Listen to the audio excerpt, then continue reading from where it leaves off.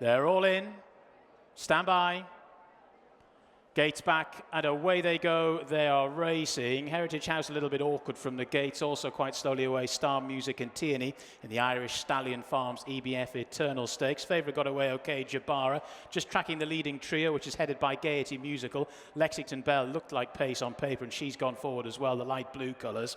They're followed by Arlane towards the outside. Jabaara in danger of taking the turn 3 wide, but is settled okay in 4th. Then the Vassar Island, followed then by Heritage House, the white cap, black and white colours of Kita Kotai taking quite a pull. Then Tierney's last but one, and right at the back of the field is Star Music. They're making their way towards the final 4 furlongs, and it's Gaiety Musical who leads at the moment. Arlane, who's racing in 2nd. Lexington Bell is in 3rd. Jabaara, the predominantly yellow jacket now, has moved into 4th. Then the Vassar Island, followed by Heritage House. Then Kita Kotai, Tierney, and Star Music is at the back of the field. Down towards the closing stages they come, just over 2.5 furlongs left to go, and it's still Gaiety Musical who's out in front. To Lexington Bell in 2nd. Jabaara is travelling pretty smoothly there in 3rd, followed by Arlane in 4th, and the Vassar Island, Heritage House trying to get going. Then Kita Kotai, Star Music and Tierney down towards the closing stages now though, and it's Jabaara. She was wide round the turn, but she's travelling strongly now inside the final furlong. Kita Kotai, the principal market rival, is now getting going. Jabaara, Kita Kotai, these two, followed then by Heritage House. Jabaara by a diminishing margin, but she's hanging on, and she's going to take out this listed prize. Jabaara wins it. Kita Kotai was 2nd. Heritage House finished in 3rd. 4th horse home, Star Music. Jabaara has won the listed Eternal Stakes here in the colours of Sheikh Ahmed. James Doyle doing the steering for Roger Varian. Now, we spoke to William Buick earlier on. He's never been here. You definitely have been here before. I have. A long time between drinks. I think the weighing room, instead of being here, was over there. Okay, so we're going back a decade and a half, I think, yeah, we're 15 years or so, so I had to kind of refresh my memory, but the track is still the same. The winning post is in the same place. And did you have any fond memories of the track from before? I'd had a couple of winners, I think. Gordon Brown reminded me of that, but yeah, I had to really refresh my memory. I haven't a clue what they were. It was a long time ago. All right, you got the mission accomplished with Jabaara in the listed Eternal Stakes. How nice a filly is she?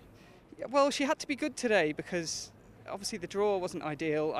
She jumped really smart, but they kicked up and put pressure up the inside, which held me out, which, you know, they're entitled to do, and it probably wasn't a bad plan. You know, best filly in the race with her carrying a bit of weight, keep her wide.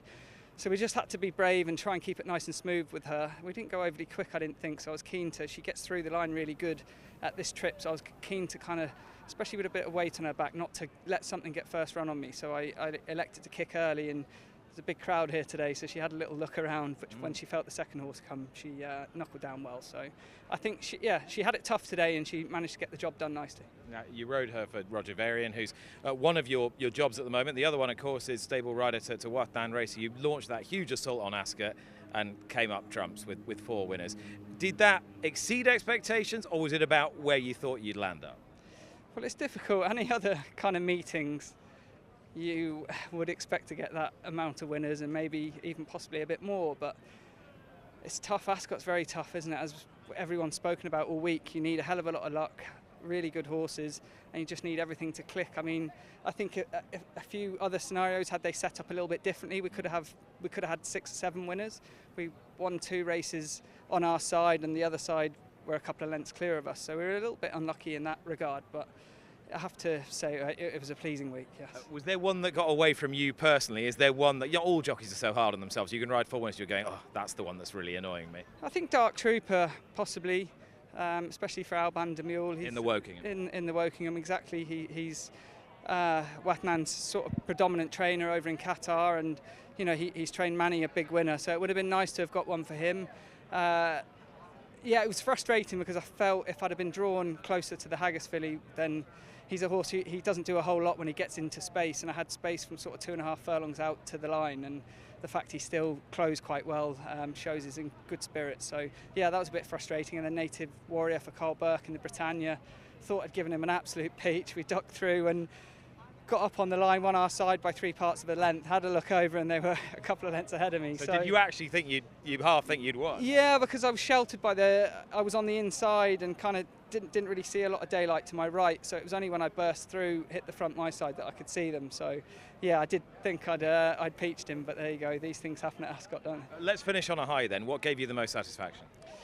I think, well, any winner. We had a mixture with the 2-year-olds that could be anything.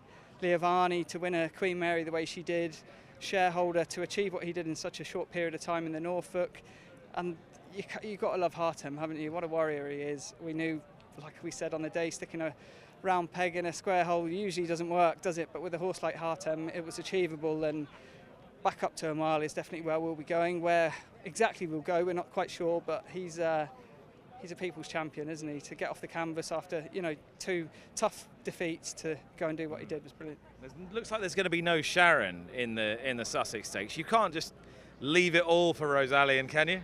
Luckily, they're decisions that I don't have to make, so I'll leave that to all the guys to ponder over. But he's going to be a fun horse to keep riding, isn't he, if he stays in one piece? Absolutely, because he's so versatile. His character, he doesn't waste any energy. He doesn't break sweat on the way to the start, which is very unique for a horse of his quality. So yeah, like you say, hopefully we can have him for not just the remainder of this season, but seasons to come as well.